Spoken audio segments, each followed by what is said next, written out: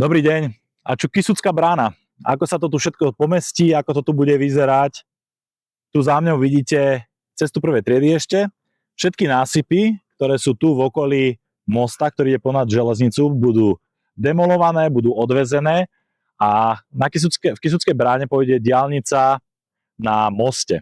No a cesta prvej triedy pôjde tadeto po tejto strane, cez Brodno a bude prechádzať pomedzi tieto dva objekty, ktoré sú tu v Kysuckej bráne. Je to budova železničnej zastávky a táto súkromná firma.